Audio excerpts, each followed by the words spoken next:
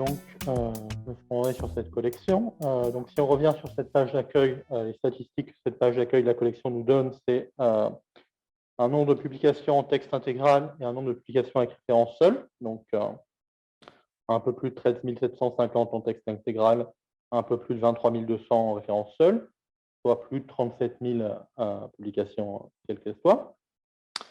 Si on fait le calcul, ça nous donne 37% de ces publications où il y a le texte intégral sur HAL, mais on nous donne 46% d'open access. Donc, HAL sait qu'il y a de l'open access ailleurs que sur HAL lui-même. Il fait ce calcul-là en se servant de la base de données Paywall. Donc, pour faire les statistiques que je vais vous présenter, j'ai utilisé l'API de HAL. Vous avez à droite de cette diapo un exemple de résultat de requête sur cette API, qui redonne à peu près les mêmes statistiques que sur la page d'accueil, sauf le pourcentage d'open access qui n'est pas demandé. Donc, cette présentation va vous servir à vous donner un aperçu de la situation actuelle de la collection Alinrae du centre de Montpellier, de manière plus fine que celle du constat initial sur la page d'accueil, et l'évolution de la situation sur les dernières années. Donc, sur cette collection, quel type de documents on a? On a un peu plus de la moitié de la collection qui est composée par des articles, 52,8% plus précisément. On a un peu plus du quart de ce qui reste, qui est du quart des documents, qui est des communications en congrès, et 22%, un peu moins, qui sont d'autres types de documents très variés, des posters, des ouvrages, des chapitres, des préprints. Si on regarde toujours sur cette donnée de la quantité de documents sur l'évolution au fur et à mesure du temps, on remarque qu'il y a de plus en plus des articles en proportion des autres types de documents. En 2015, 44% des documents publiés cette année-là étaient des articles. Et en 2022, on atteint 82% d'articles déposés comparé aux autres types de publications. Donc, il y a deux phénomènes qui expliquent cette évolution. On a les chantiers qualité dont on parlait avec les documentalistes des unités qui vont déposer les articles référencés sur le Web of Science ou sur d'autres bases de données. Et il n'y a pas ce travail-là des documentalistes sur les autres types de documents. Donc, c'est aux chercheurs de le faire. Donc, du coup, et l'autre raison, c'est qu'avec la crise Covid, on a moins de congrès, donc on a moins de communication en congrès, on a moins de posters. Il y a certains types de documents comme ça qui sont influents. Où est-ce qu'on en est sur l'open access sur cette collection? Donc là, ça nous donne quelle proportion on a d'open access par type de document. Donc on retrouve le 46% sur la colonne la plus à droite, qui est pour tous les types de documents. Et par contre, on remarque que sur les autres types de documents, on a des proportions vraiment très variées en termes de quelle quantité en open access. Sur les rapports, on a à peu près la même chose que sur tous les types de documents. Mais par contre, on a beaucoup plus en articles. On a environ 55% des articles qui sont en open access.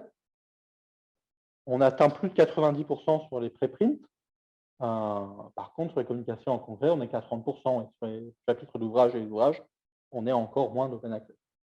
Donc, il y a plusieurs raisons à ça. C'est qu'on a plus insisté sur l'open access sur les articles. La loi pour une république numérique s'applique spécifiquement aux articles et pas à d'autres types de publications. On a certains types de documents aussi, comme les mémoires étudiants. On a plus de 90% des mémoires étudiants qui sont indiqués en open access, où en fait, pour déposer un mémoire étudiant sur HAL, on impose d'avoir la pièce jointe, donc ça sera forcément en open access. Les rares exceptions sont dues à des migrations depuis d'autres archives ouvertes où il n'y avait pas la pièce jointe à ce moment-là. Ce graphique-là vous indique pour chaque type de document quelle proportion de ce qui est en open access est sur HAL et quelle proportion est en open access ailleurs. Et donc, en fait, ce qui est en open access sur HAL est beaucoup plus important. Et il n'y a que quelques types de documents où on retrouve ce qui sont en open access ailleurs. Et en fait, c'est des documents où on va avoir un DOI parce qu'une paywall demande d'avoir un DOI pour que ça puisse on puisse consulter la base de données. Donc, comment ça se présente un document qui est en open access et que HAL considère en open access mais qui n'est pas sur HAL? Sur la notice HAL, on va avoir un lien vers l'autre version en open access, donc là où il y aurait normalement le fichier s'il y avait une pièce jointe. On peut avoir aussi sur la partie identifiant, à droite de la notice, des identifiants qui mènent vers des versions du document qui peuvent être en open access. Donc, si on a un ID de archive, par exemple, on aura un lien vers la version archive de l'archive. On va maintenant se concentrer sur les articles spécifiquement. On a de plus en plus d'articles qui sont déposés sur HAL. Surtout depuis 2010, on a de plus en plus de dépôts. Et dans ces articles, il y en a de plus en plus qu'on a la pièce jointe. Donc, c'est de mieux en mieux là-dessus. Depuis 2016, d'ailleurs, on remarque, alors que le nombre d'articles a continué à augmenter et le nombre d'articles avec pièce jointe a continué à augmenter, le nombre d'articles sans pièce jointe, lui, est plutôt stagnant. On a toujours sur les articles quelle proportion en open access et la proportion qui est en open access sur HAL et hors HAL. Donc, on remarque que la courbe rouge qui indique l'open access, mais hors HAL, est plutôt stagnante sur toute la période, avec des variations d'année en année entre 20% et 12% à peu près. Par contre, l'open access total, lui, est en augmentation quasiment continue, en atteignant 78% d'open access sur 2020. On a une légère baisse sur 2021 parce qu'il y a des articles qui sont en open access mais où il y a un embargo pour des raisons comme ça. Et on a atteint les 60% d'articles sur HAL sur 2020 et 2021. Donc, voilà pour mon tour. Maintenant, on va comparer avec les statistiques pour Toulouse. Donc, ce graphique-là donne le nombre de documents, tout type confondu, qui est déposé sur HAL avec une date de publication pour chaque année donnée, et le nombre d'articles pour la même année. Donc, on remarque que le nombre de documents total a diminué progressivement depuis l'année 2018, tandis que le nombre d'articles, lui, est resté constant. Donc, c'est probablement les mêmes raisons qu'on avait de la prépondérance de plus en plus importante des articles dans le centre de Montpellier. Ça répercute aussi sur Toulouse. En termes de proportion d'open access, donc là, on s'est concentré sur les articles. Et en comparant Montpellier et Toulouse, on remarque que Toulouse fait un peu mieux que Montpellier. En général, on a 10% ou un peu moins de plus d'open access sur Toulouse que sur Montpellier chaque année. Et en 2020, sur Toulouse, on a atteint les 87% d'open access sur les articles. Donc Toulouse réussit bien là-dessus. En comparant avec les chiffres nationaux, donc sur le baromètre français de la science ouverte, on est à 65% des articles publiés en 2020 en open access. Donc que ce soit sur Toulouse ou sur Montpellier, on fait beaucoup mieux.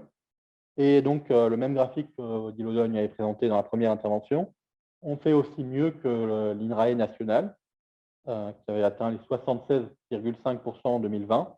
Et sur Montpellier, on est à 78% et sur Toulouse à 87%.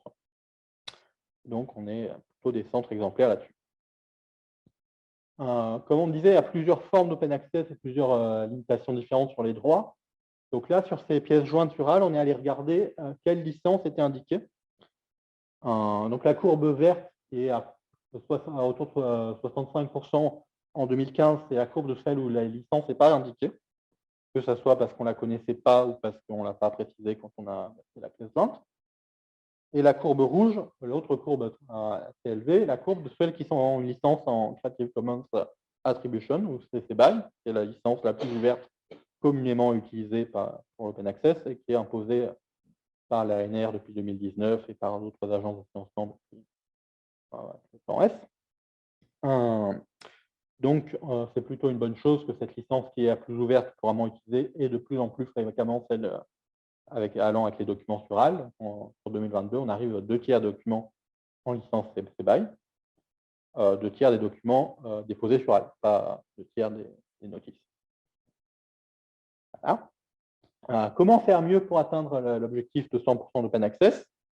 Donc, les documentalistes maintiennent une veille sur les nouvelles publications à ajouter sur HAL et on ajoute nous-mêmes les versions éditeurs lorsque c'est possible. Donc, lorsqu'elles sont sur une revue qui a une licence qui permet de déposer sur HAL ou s'il y a un accord spécifique. Mais dans la plupart des cas, s'il n'y a pas la publication sur HAL, on ne peut pas l'ajouter pour ça, soit parce que ce n'est pas en open access du tout, soit parce que c'est sur une licence open access qui ne permet pas de déposer sur HAL.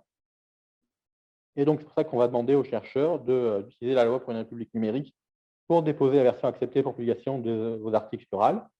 Et on a commencé une campagne de mailing signalant aux auteurs des unités qui ont des articles concernés sur les 3 dernières années de faire ce dépôt, de nous donner la version acceptée pour publication pour qu'on le fasse tout dans le cas s'il n'y arrive pas.